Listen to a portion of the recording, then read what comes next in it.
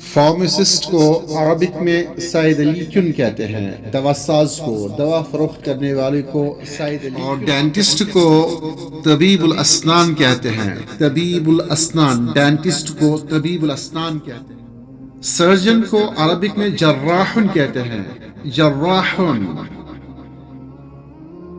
Optician کو یا چشمہ ساز کو عربک میں خبیر النظارات کہتے ہیں، خبیر النظارات۔